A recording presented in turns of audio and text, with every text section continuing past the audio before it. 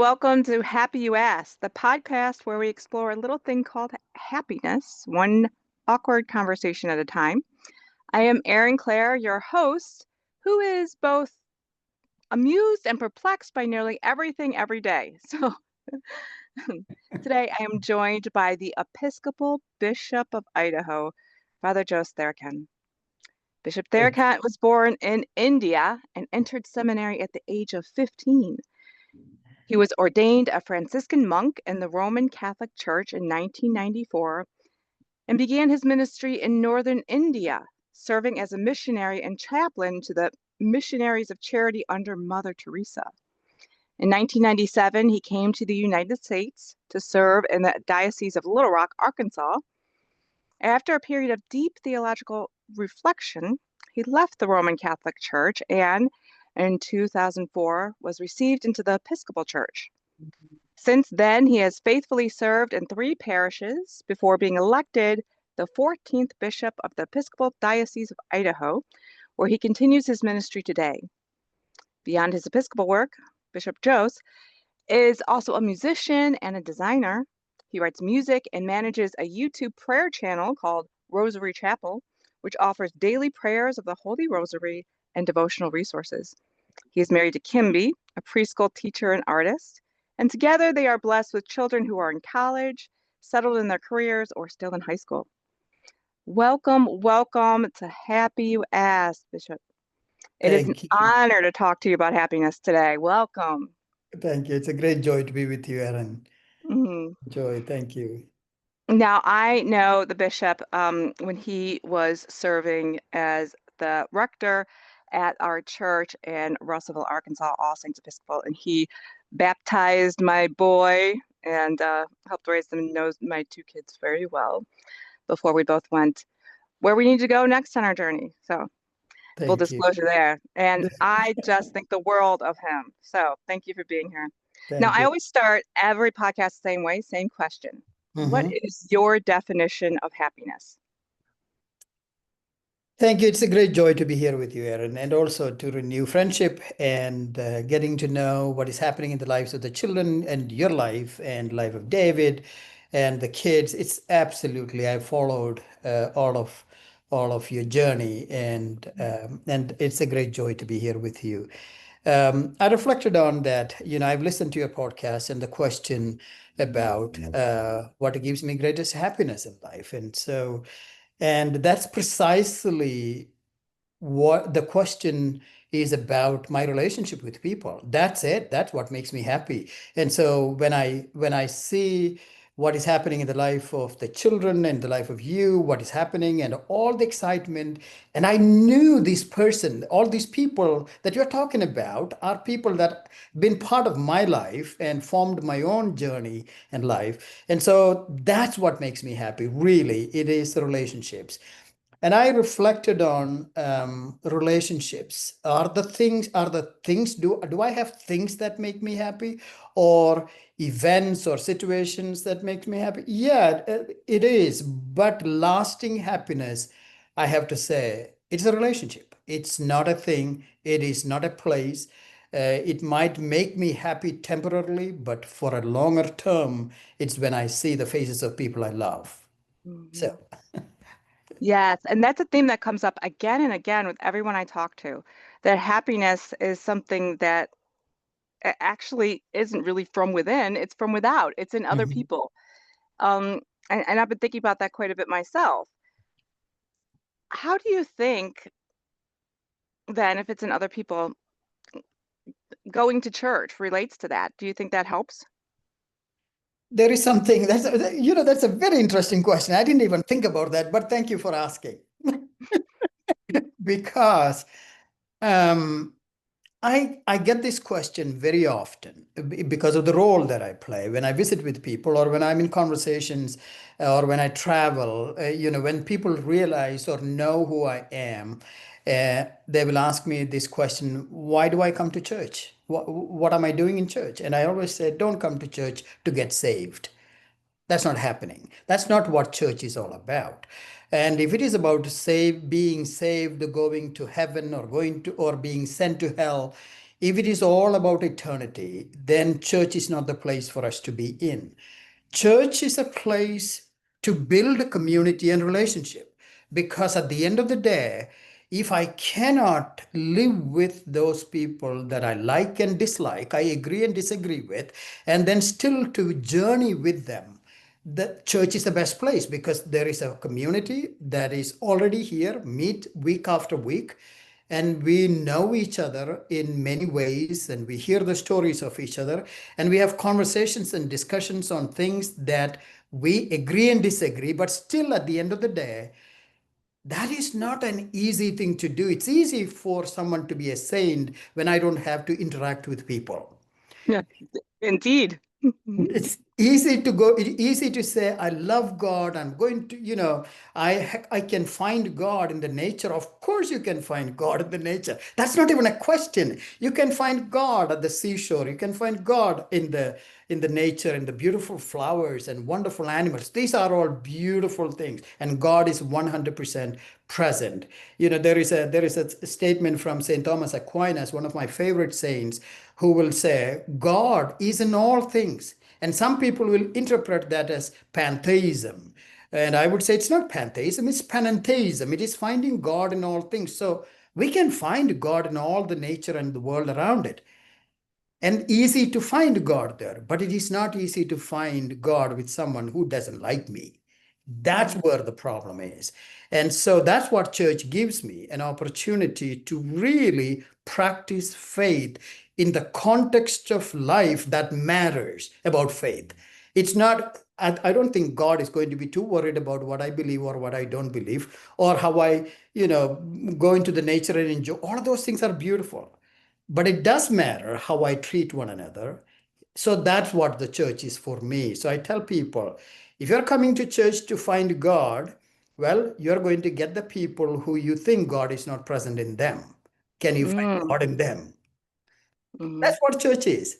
Yeah. Yeah, that's 100%. I agree with you. I've been thinking about this quite a bit as I think about how culture in the US has changed over time away from going to church for many reasons that were legitimate. They make sense. But then what we've lost from that, because I think about raising my own kids within the Episcopal Church and how they got to see people who were old, who were young, who were being born, who were dying, and they go to funerals and they have to experience it and think about it. And also, yes, be with people who irritate them and learn to be kind and not just avoid them because they're going to be there every week. And I don't, as people have gone away from church, I don't know what's fulfilling that same thing in the Mhm. same way. Because yes, people have to interact with other humans online or in school, but they don't have to learn to see them as humans in the same way. Instead, they learn Mhm. to reject them or stay away or harm them. And so that working together notion is really lost when we lost time with the church. Mhm. Mhm. Yeah. Do you think, though, that people will return to the church, or is it dying? Um, I this is something that I'm observing in the role that I am in. And is this institution called a church, regardless of what church we are part of, is that a dying institution, or will it come back to life, or any denomination, mainline denominations or communities? And I think we will return, because at the end of the day, we can go to do all kinds of social activities. And I remember when I was at All Saints, I wouldn't say the name of this person who came Sunday after Sunday, was at the Sunday school with us, and was so frustrated by the way that people behaved in church. He always walked out, and he would always tell me, but he faithfully came for the Sunday school, and always told me that, you guys don't do anything. I don't want to be part of your church, and therefore I leave. Okay. I said, okay, if that's what you want to do, that's all right. And 2 weeks later, we will come back to the class again on Sunday school. And I said, what happened? Why are you back? No, I just want the community. I said, okay, that's good to know that you're back in the community to be to feel loved and accepted regardless of your viewpoint. Mm, And so again and again and again, this is what happens. And so one thing that I've learned being with Mother Teresa and watching the community that she had, it's easy for us to find fault with people when there is nothing beyond it. I'm not talking about heaven. I'm not talking about hell. We might as well very well be in a society or a social club where I can disagree and not have anything to do with you and walk away. But then the church gives you an opportunity to go beyond that disagreement and say, that's okay. I'm still going to come back. I'm going to be part of your life. I think that is a place that it will always remain, no matter where it is or what world we are in. People will always want to return to that place. And so, as far as I'm concerned, people will return to church, no question about that. Because that kind of a loving, forgiving community where there is no expectations other than happy to see you, that will remain forever. So there is a Sanskrit, phrase that we said, nishkama karma, an act and doing something without expecting a reward. That's mm, what church is supposed to be, that I am here. And no matter how you behave, I'm not expecting anything other than I want to be with you. And that will be lifelong and eternal. Because at the end of the day, that is what relationship is all about. That I there is nothing in return I expect, but I love you for who you are. I'm going to walk with you for who you are. And mm. that will bring people back to communities. And and I see that sort of radical acceptance within the Episcopal Church. Mhm. That yes, you can be completely different, and my role is to love you and accept you as you are. But that is not most churches in the US. And a lot of people associate church and Christianity with the opposite of happiness, with narrow-mindedness and making people feel awful about themselves and awful about everything they've ever done. So how how can we shape then something like the Episcopal Church, an open church where people can come together and learn these skills outside of what everybody understands Christianity to be now? Yeah.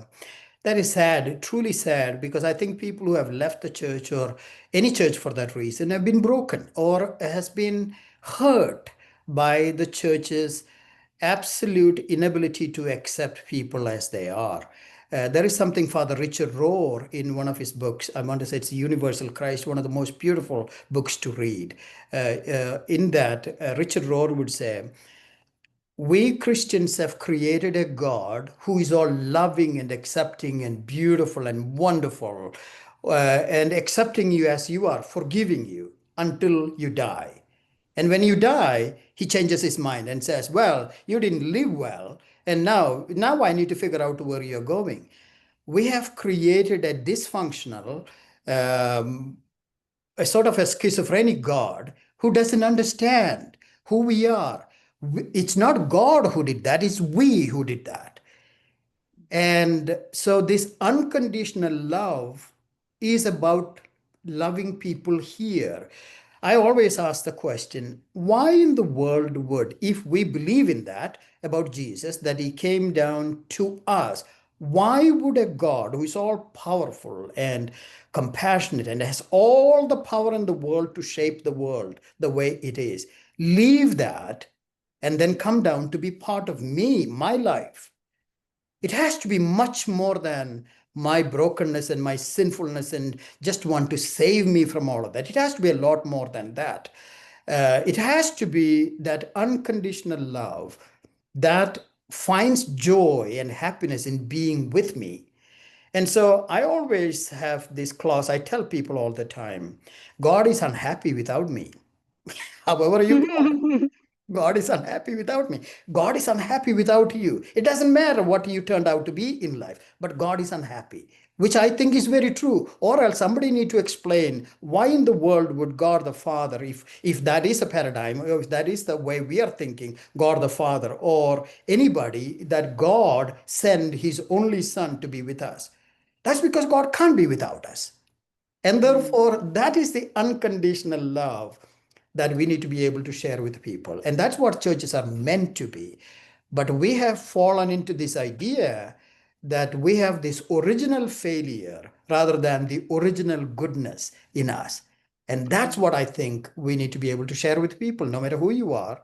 Original goodness is what God is looking into. And God, if God is he, she, I don't need to know what God's gender is. One thing I know, God breaks God's own rule every single time when God falls in love with you. If that God can do, why wouldn't I do that?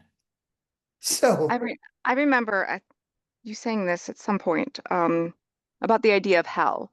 And it was that why would God be meaner than I am and punish people that I would forgive? There's no way. yeah, God is infinitely better than I am. Therefore, there can't be a place of like eternal hell because God cannot, I would forgive them. yeah, And correct, so why wouldn't God? correct. And I always found that very comforting when I was feeling bad about myself. Yeah. That God's nicer than I am, so it's going to be okay. I agree 100%. And that is what I depend on. If that is not what God is, and if God cannot deal with the human life situations and all the human failures, I always tell these people, and I have to take back because in the role that I'm in, people will say, Jos, you cannot say that. And I said, okay, but I still have to say, if God cannot handle human beings, God need to resign the job and hand it over to somebody who can. 100%. No, you're exactly right. I love that. It's your one job, God. That, that's the one thing you got to do. If you can't deal with that, find somebody else. Exactly. I studying happiness, then I studied, of course, all sorts of different religions to try to understand how people have shaped happiness, because religion being a guiding principle for how to live a good life. So ultimately, it should make you happy. And of course, as you study all the different religions, you realize they're pretty much the same, Yeah, down to their basic core. right. It's how to be loving and kind. The details, are may change, but it's all the same thing in the end. Hmm. Do you think, if that's the case, first of all, do you think that's the case? Number one. And number two, if so, does it matter if you're Buddhist or Hindu or whatever? Does it matter, do you think? You know, that is a beautiful question, and I have to be very careful how I answer that, correct?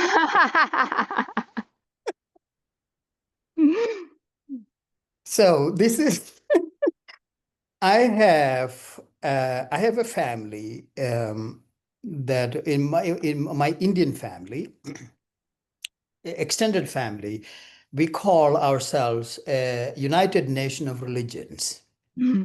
And that's because in my family, I have people who are married to Hindus, Muslims, Zoroastrians, Sikhs, and non-church people. There is one thing that I can tell you in being with all of these people, all are my family. I love them to death, and they love me to death. And no matter what my failure had been or fallenness had been, they have accepted me as I am into them. That is who God is. Mm, So, if religion, the so-called religion of Christianity, Hinduism, Buddhism, or different religion that we have invented is what keeps us away from God, we got a bigger problem to deal with. Because this is from human perspective rather than God's perspective. So there is something I share here with people all the time, almost every Sunday in my visitations with the church.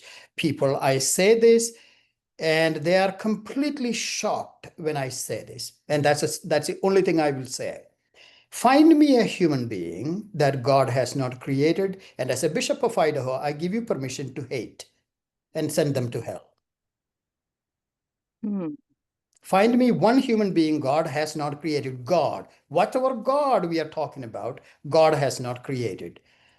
Then you have the freedom to hate that human being because there is not one soul, one human being that God has not created. Every person is created by God. So now the labels I give doesn't really make, that is not going to make any difference from the point of view of God, because God found every reason to create me before the foundations of the world without looking into what kind of a sect or club I will belong to after I was born.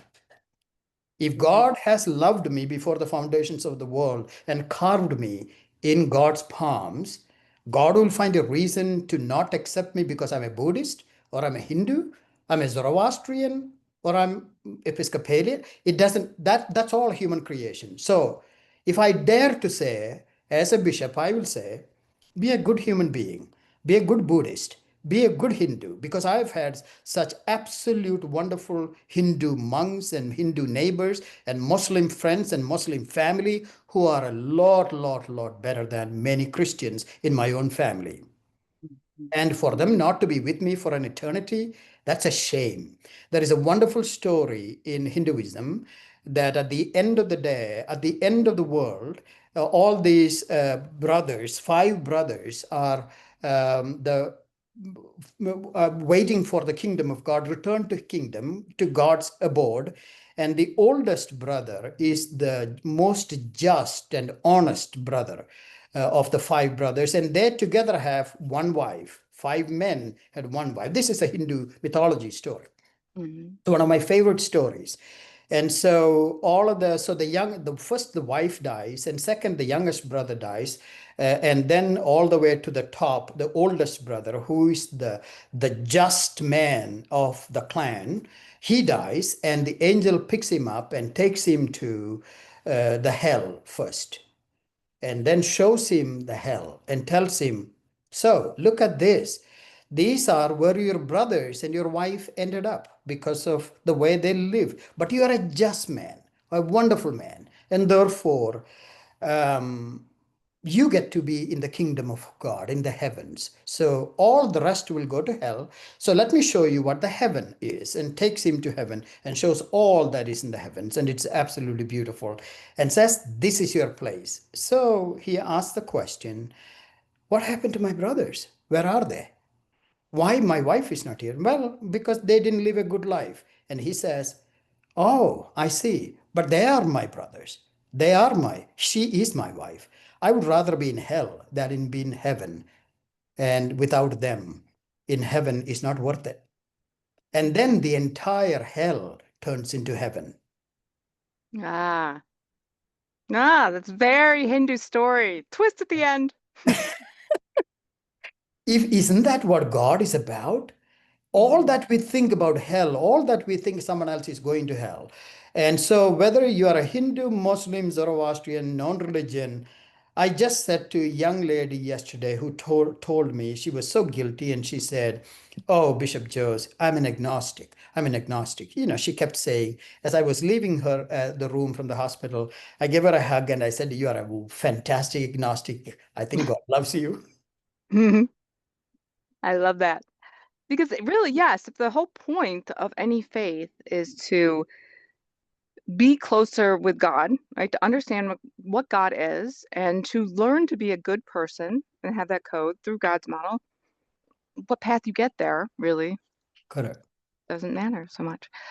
And I think about that in terms of yoga too. So one of the Yeah. limbs of yoga is Isvana Pranahara, which Mhm. is surrender to the divine, right? It doesn't define the divine. Right. It doesn't say what it would be, but that there's something greater than you. Mhm. And at least for me, that's a terrifying concept too, because if there's something greater, what does that mean, right? It means it can control me, it can do all sorts of like terrifying things. And I know like intellectually that's not the case. And Right. there's beauty and all of that. But I know I can't be alone in feeling like it surrender to a divine is almost terrifying. What would you tell somebody who feels that way?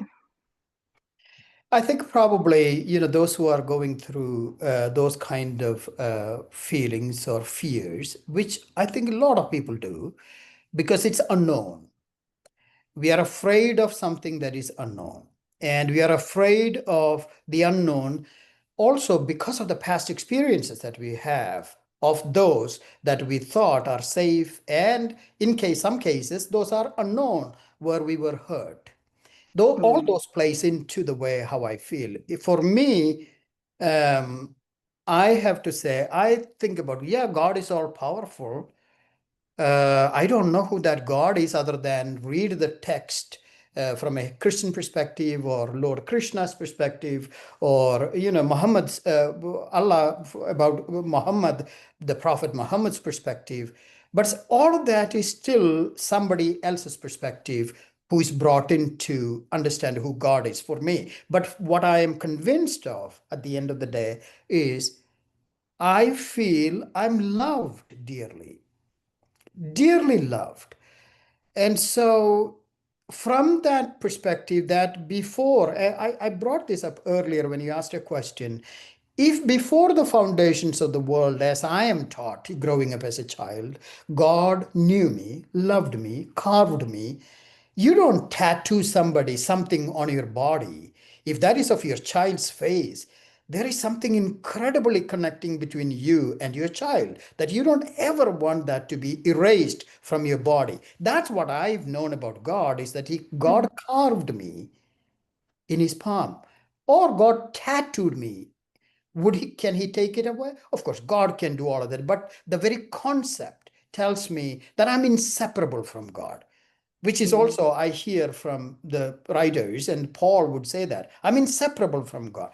And that's what I go to, and that's what I invite people to go to. No matter how broken, fallen you are, you've been carved, you've been tattooed into the body of God, whatever that body is. So do not worry about what that person can and cannot do, because if somebody has taken time to carve onto oneself the image of the other, that's not a small gesture. mm, But that is still an intellectual understanding of an analysis of, all different factors of the world. That's the only way that I can. But at the end of the day, this individual will only understand a loving, non-judgmental God through me. There is no other way. I can say mm, all I want, I can bring in all the scriptures I want, but if I do not care, I do not love, I do not accept, I don't embrace, that's still an idea. So it ultimately, if somebody asks me, I always tell them this answer. I don't know what God will do, but I know I will love you. And if there is a day that I'm in heaven, it won't be without you. mm. That's it. That's all I can Some, share. Yeah. sometimes too, it helps, I think, for me to see, well, if I'm not separate from God, I am divine. And Mhm. so, and acknowledging the own divinity within me, and a sort of more like non-dualistic perspective, Right. uh, is comforting because then God isn't outside of me, right? Mhm. It moves through me, and that's where divinity resides. One of the things I'm interested in hearing your perspective on, given your background and where you come from, is this idea of if we only have one life, or do we get to live more than one? Do we come back? And I've been thinking about this in terms of not just, different religious perspectives, but I Mhm. was reading a book called Journey of Souls, which Mm. looked at like, you know, people going deep into hypnosis after different events and like when they almost die, and then what they see. And there's a pattern that this scientist found that suggests that there is a similar sort of process that happens and people do come back. Now, of course, I don't know the answer to any of this. I just ask questions and keep my mind open. But I'd love to hear your thoughts about that. Reincarnation is a conversation that we have a lot of us had. Do we come back to life? And my first response to that or reaction to that will be, I don't know. I don't know that part of it. But what I do know is this. I don't want to come back to life a second time because I'm not, I don't feel like I want to live my life as fully and as beautiful as I can today.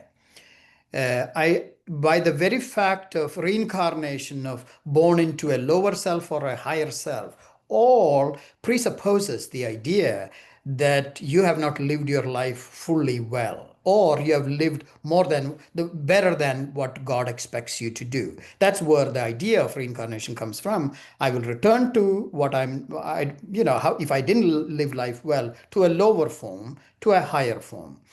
uh, do I want to spend my time on figuring out what I cannot figure out and spend my time on living, or should I spend my time living what I can live as good as I can today? So when these questions come up to me about what do you think about reincarnation or coming back to life, I always tell them I have no idea. If I am coming back to life, I want to be a better human being. Therefore, I will live a good life today. If I'm coming back to life of which I have no idea, as a lower human being, a lower form of life, that's not worth it, because I wasted my time trying to figure out what that is, but didn't give enough time to the people that I'm connected with today.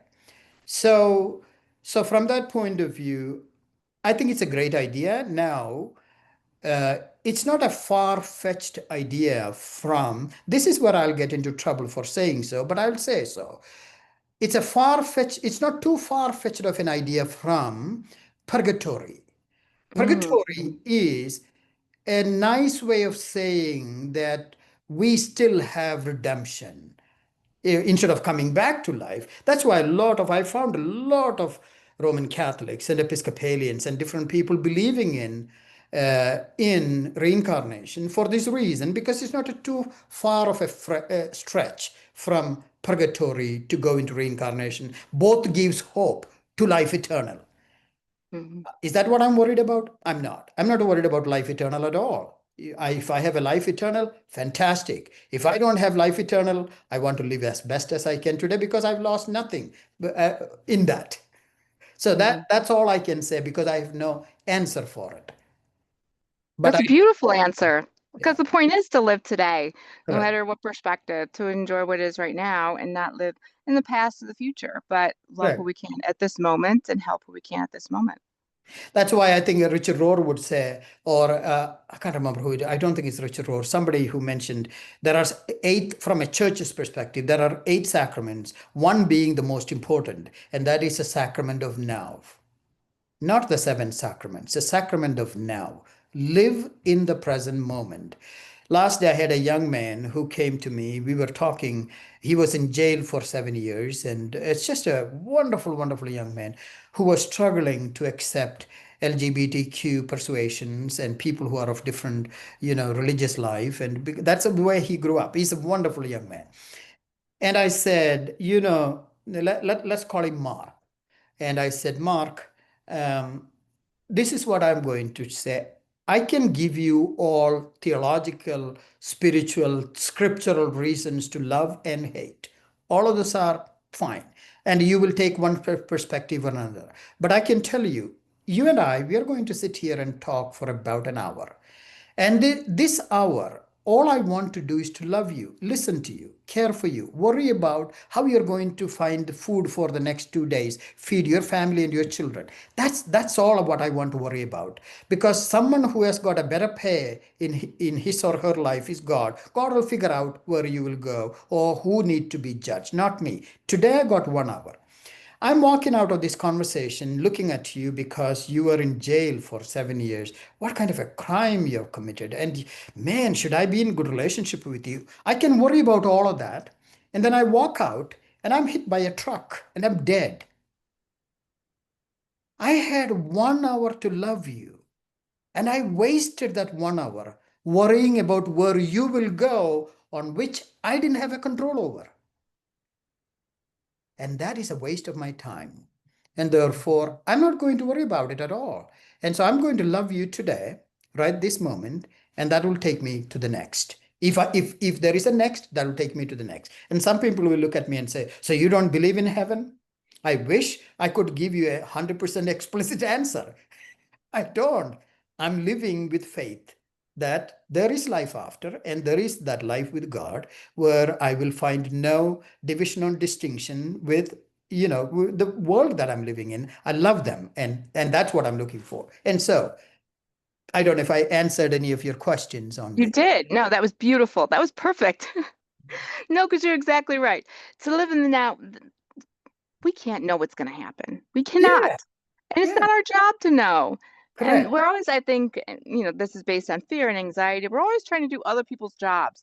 And it's not our job to know what happens after death. That is way above our pay grade. That's It is our exactly job right now to be nice to the people around us, but we're trying to do a lot of the times anything other than that. correct. It is. It truly is. Because the more we worry about what it will be for somebody else, not for ourselves. That's the thing. Most of these issues come for about somebody else. Is he or she going to heaven or hell?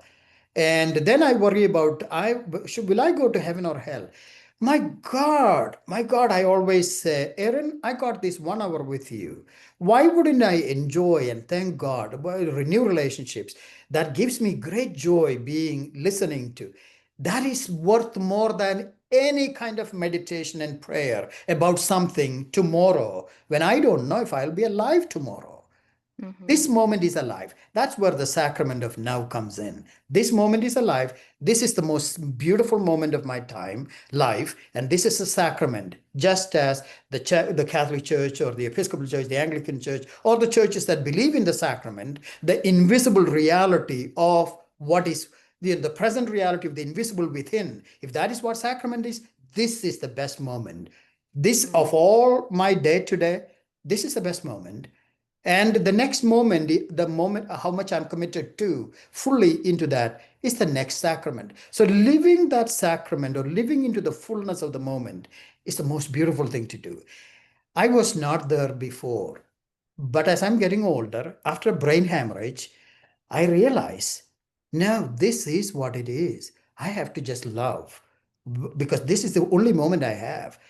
And so why wouldn't I do that? So, Well, and what's interesting hearing you say that is, in the study of happiness, people always, well, what is the secret to happiness? And it's very simple.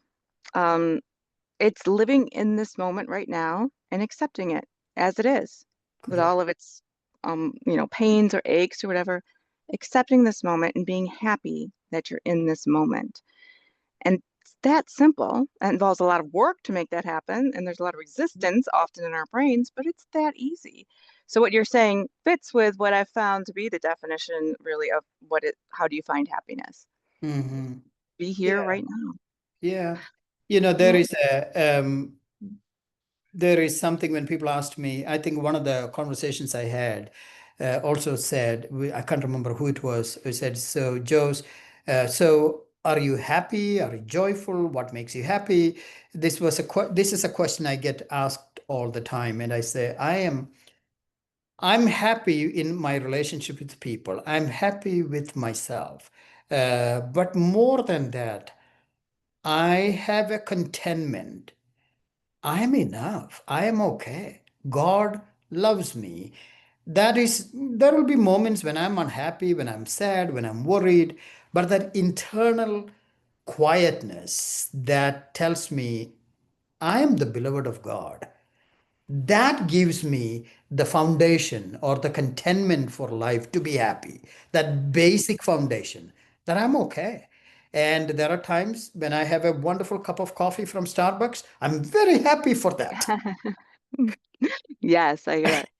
Now, as a priest and as a bishop, there's so many things that you must come across that are absolutely heartbreaking and just tragic. So how do you maintain happiness in face of all of that?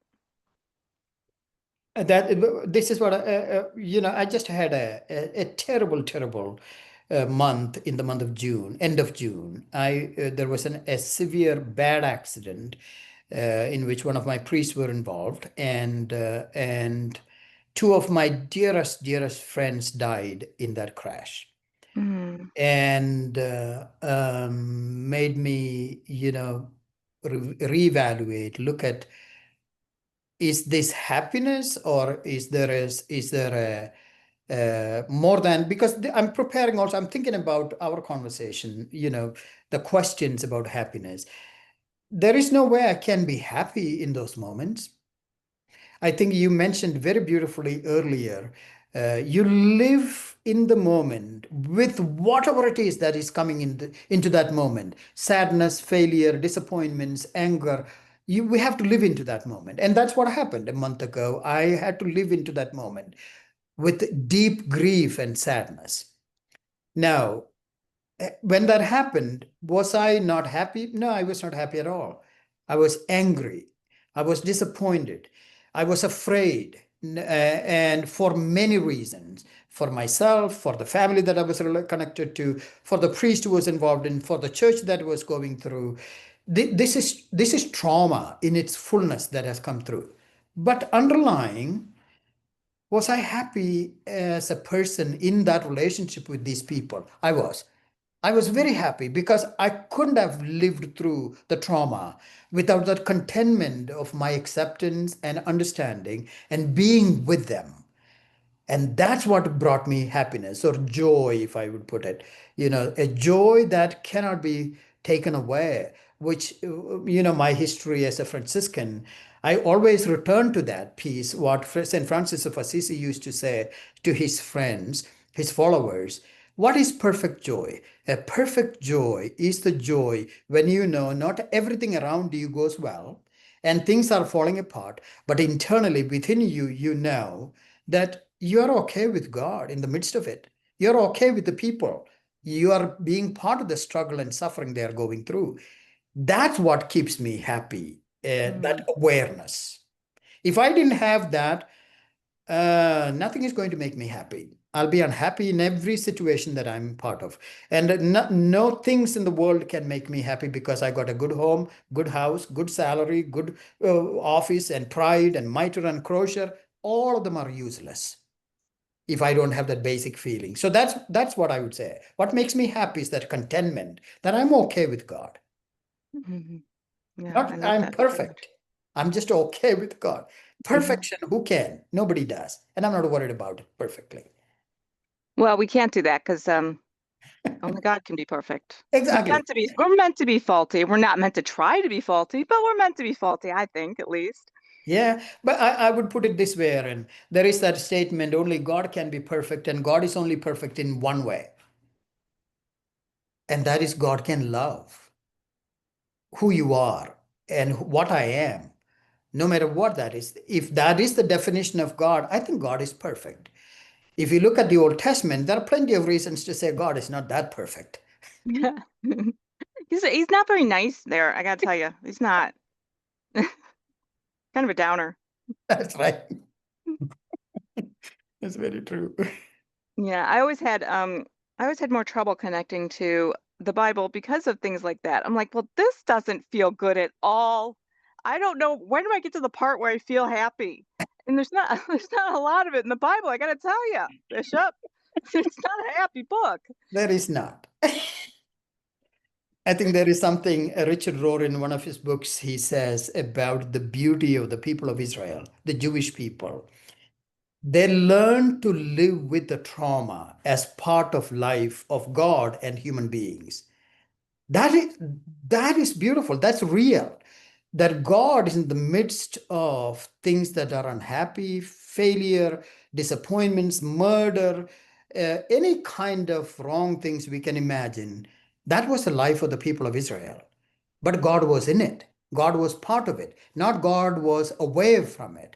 I remember a conversation with an Anglican priest from England when we had Hurricane Katrina.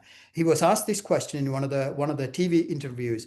Where is God in the midst of this hundreds, thousands of people dying?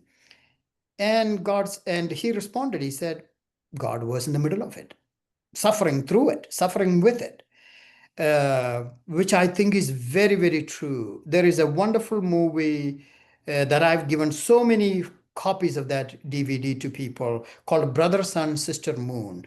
It's a story of St. Francis of Assisi and Clare, created by Savarelli, and it's one of the best movies I've watched. And there is one scene that really directs my life when it comes to these, struggles and sufferings and Old Testament and the reconciliation of all of those. So Francis was building this tiny little chapel outside of Assisi. And while he was building this, the people in town were upset because he was taking the young men and women of town of Assisi to live like a nomad or a beggar, and that is not what it is supposed to be. And they were upset, and they came to Francis, told him, don't do these kinds of things. And Francis says, I'm called. This is what God wants me to do. And they finally got so frustrated. And Francis is at the time, and with Claire, they are both helping or taking care of people with leprosy, washing them in the river. So that's what the cameraman is focusing on. Francis and Claire washing them in the river. And at the time, the people of the town of Assisi get so very upset, and they come to this little chapel of the Porcingula little chapel, and then they kill the priest who is in that church, who was a supporter of Francis. And Claire hears about it and runs to Francis and tells him, and Francis is heartbroken, and he runs to the chapel. And so the cameraman is focusing on Francis. And the question, and Francis is saying this, why? Because he has no answer. Why? Where are you? Why did this happen to me, to this poor priest? Why the church doesn't understand?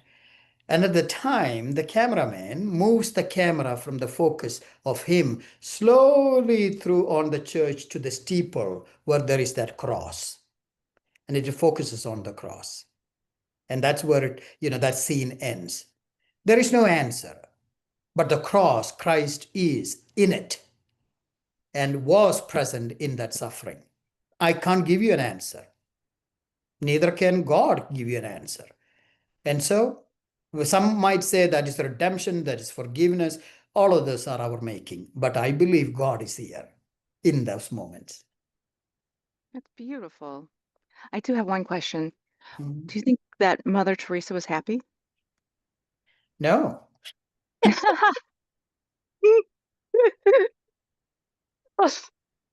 me more, Bishop. There is a book by her spiritual director, and I did not want to read that book for the longest time. I wish I could remember the title of that. I'll send you the name of that book. And if you read that book, my God, you will learn over and over. She was so upset, so unhappy. Was she contented within? Yes. Was she happy? No. Because God, according to her spiritual conversations with her spiritual director was this. She had the experience of God for a few months, the first few months of her religious life as leaving the community. After she left the community of the Loreto sisters, she had about 6, 7 months. There were beautiful spiritual experiences that she had that made her feel like she was the beloved of God, she was enough for God, all of those things. And then she says, the rest of the 40 years is complaint after complaint after complaint after complaint to her spiritual director, to God, to the bishops, to the priest that she was close to. But one thing she never forgot was that 6 months when she experienced she was enough. And that was the foundation that she lived on that made her happy to live with the trauma of the next 40 years. And that book is heart-wrenching book to read in her own words, how terrible, terrible it was. So the question, was she happy? I believe it's not a question of being happy in the sense that we understand happy. Was she joyful within her, content within her? She was. But the life situations did not make her happy at all. The red tape in the Catholic Church, the number of applications she sent to Rome and to send to the bishops that she was under or working with, or the priest that was disappointing. The members of the community was disappointing. But did that take her internal joy out of her? No. Had it taken her, she would never been able to do it. Was she happy with the way things were going? And she would even complain, oh gosh, this is slow. This is slow. Everybody is going slow. She had a mission in her heart, in her mind that she needed to fulfill. and the church Mhm. was not fast enough to fulfill it. And that did not make her happy. That's the reason why I said, if you ask the question, was she happy? I don't think so. Was she joyful? Yes, I think so. Yeah, I can relate to that when there's something that I know and it has to be done for the better of so many people, and they're just, oh, something's getting in the way. Correct. Yes, it's incredibly frustrating. But I love this way you said that. No, we are actually coming toward the Yeah. end of our hour, if you can believe that. I could talk to you all Yeah, day. it went forever. It's like, we talked and we talked. I said, my God, it must be, a lot of time. But then I looked at that and I said, no, it felt so fast, so quick. Yeah. Beautiful. Thank you. I appreciate that. I only have two more questions. One Okay. is I want to know if you could give advice to people who aren't feeling happy, who are feeling really down. What advice would you give them? This is where I have to go back into my own, personal spiritual practice. Find time for yourself to begin with, and spend some time alone, silence. And because spending time knowing who you are, who I am, that matters to me. Ultimately, that self awareness is the greatest gift, which in the scripture we call wisdom. And there was only one person known to be wisest of all, and that is Solomon. And you think Solomon was the wisest of all persons with the 1,000 concubines? He was not. But there is something wise about it. He was aware of the mistakes. You think David was the wisest or the man of God's own heart? He was not, because he killed, fell in love with someone, killed her husband, did everything possibly wrong what he could have done, but he was self aware of it. So, silence, taking a little time on a daily basis to become self aware is the right thing to do to get into a space where I'm aware that I'm okay. I have some space within. Because when I don't have that space within, I get depressed, I get anxious, I get worried. So the moment of healing happens, moment of happiness come from space within us. And if I Mm, can find time to give space within me by taking some time for myself alone, without filling that time with the TV, with the internet, with phone, all kinds of things that addicts us. And that sounds like an old monk. And I've learned it because, not because I'm an old monk, but because I've learned over the years and traumas going through. If I'm not happy with myself in my quiet space, I'm not happy with anything in life. mm-hmm. Mm-hmm. 100%. And this is what we see again in all different practices. Yeah. Spend time alone, getting to know yourself just within. There's Yeah, nothing extra, and I think people are scared of it. That's come up time and again. There's nothing to be scared of. that's exactly true. Very true. We are scared to find who we are. There is nothing to be scared of. That's who we are. And no matter what that looks like, if they believe in a God, that God has already seen it and loved it. So there is no reason for me to be afraid and worried about it. I just need to begin to love that who I am. And then I will find reason to be happy in everything that happens around me, but it cannot be influenced by everything that happens around me because it's an internal happiness that comes out in external expression. 100%. And the things that we find that we're like, that's silly, if we spend that time, we learn to say, sort of laugh at ourselves in a loving way, like you would your child, just, oh, that's a silly mistake, and just how cute they are, right? And that's, at least for me, when I do things that earlier in my life I would have beat myself up for, and now I'm just like, I see myself as, my inner child, as someone who's made a mistake, and it's all right. It's It's just silly. okay. Yeah. Yeah. It's not the end of the world. It's not. It's not. And I'm going to be just fine. Life will keep going on. It's a good thing about living long enough. You're like, well, it'll be fine. It will be. Eventually, it'll be fine. Right. Very true. One final question. Uh-huh. Your favorite song for the playlist? Oh my gosh. I wish, that's one of the hardest thing when people ask me about the songs. I think I shared with you, I think you, at the introduction, you mentioned, Mm. I love music. I love to write music, but I have an impediment. I have a disability. And my disability is I can't remember any lyrics to my music, my own songs. I can't. Mhm. I can't by heart. I can't. And so I wish I could give you a song that connect. I thought about this. I listened to different interviews and I cannot. I hate to say that. Hate to say that. It's okay. You're allowed, Bishop. You're allowed to say, I will give it to you because you're a bishop. Everybody else will be like, you have to pick. But I'll let you I go because know, I know. you're And real I close thought to God. I have this laughter time with my wife. I always say she is a music person. She sings all day long. And she will say, "What's your favorite song?" Honey, I don't know. I just have no. I was sure you'd come up with like this certain hymn or something is your favorite or blah blah blah. But Yes, I know, I know. But if I could come up with a name or a song or a way to put some words into it, I always return to the peace prayer song, the Mm. song that I've composed. I've listened to the "Make Me an Instrument of Your Peace," "Make Me a Channel of Your Peace." That's my favorite piece to go to all the time. And anytime I need peace, I need quiet, I need to pray, I return to that song. The traditional version, there are my own compositions of the same. And so Look, I made you answer I anyway. know you did, I you did. loved it.